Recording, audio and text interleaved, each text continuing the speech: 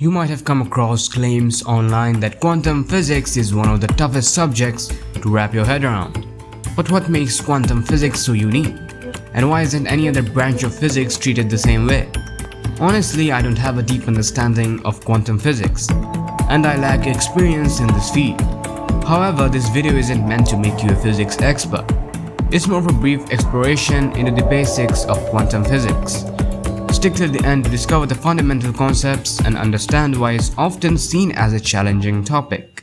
Let's start by understanding what quantum physics is all about. Essentially, it's the study of the teeniest building blocks of our universe, atoms and matter at their most fundamental level.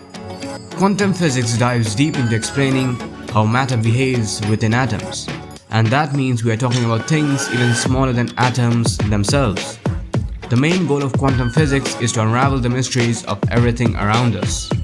It wants to explain the nature of particles and the forces that make them do their thing. Picture this. Quantum physics is like the rulebook that governs how the universe operates at the super small scale of atoms, protons, and electrons. It's one of the most extensively tested theories in the world of physics, helping us make sense of the incredible complexity that happens at the quantum level. So let's dive into the heart of the matter. Why is quantum physics considered hard? Well, it's all about being counterintuitive. You see, in our daily lives, we don't witness the full-blown spectacle of quantum physics. Classical physics, the kind we're more familiar with, is rooted in the observable world around us, making it easier to grasp compared to the mysterious world of quantum physics. Quantum physics doesn't play by the same rules as classical physics. It's like a wild card for our brain. Classical physics allows us to predict things precisely, but quantum physics throws in a twist. It heavily relies on probability theory. In the quantum world, particles can exist in multiple places and states simultaneously, kind of like a coin spinning in midair. Picture this. You flip a coin, but instead of the coin landing as heads or tails, it hangs in this limbo of both states until someone catches it. Only then does it decide whether it's heads or tails. This is also how quantum particles react when we interact with them. In quantum physics, this is referred to as superposition. But there is a bit more nuance to this. These particles don't exactly exist in multiple places at once. They just have probability of existing in multiple places at once. Unlike the definite location of a classical object, a quantum particle's position is described by a probability wave. This wave function tells us the probability of finding the particle at any given point in space.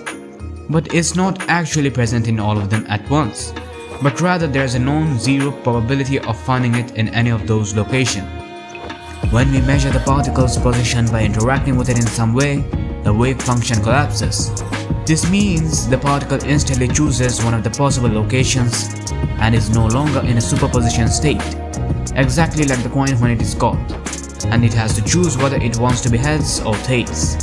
Now let's talk about an even harder part of quantum physics, at least to me, and the name of this part is quantum entanglement. But first and foremost, we need to learn a few things about electrons. Electrons sort of have an up and down spin, but this up and down doesn't refer to a physical direction like spinning on an axis, but it actually just behaves like it's spinning. Also, this spinning is more like an angular momentum rather than an actual spin. Yeah, weird, I know. But they don't call quantum physics hard for no reason. These up or down terms are used because they are convenient ways to represent the two possible values of the spin quantum number. But sometimes two electrons can get entangled, and this state exists in a superposition. These two electrons can either have an upspin or a downspin, but this spin is only determined after it is interacted with. Let's say we somehow interacted with one of the entangled electrons. Imagine after interacting with it, we found out that this electron has an upspin. If this is the case, then the other entangled electron is automatically determined to have a downspin. I'll give you a quick analogy to help you understand it better. Imagine that there are two doors in front of you. Behind one door there is a subscribe button, and behind the other there is a like button.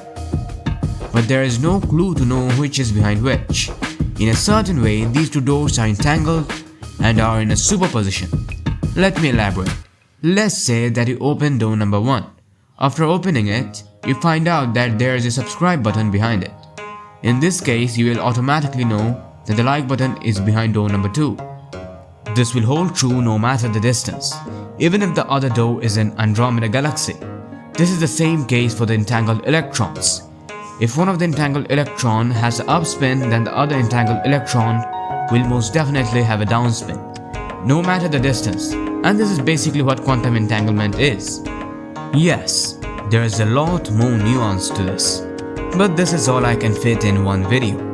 Yes, quantum physics is a hard topic to wrap your head around, but with enough determination and perseverance, you too can become an expert in quantum physics, and maybe you can make your own additions to this topic. But this is the part where I say goodbye.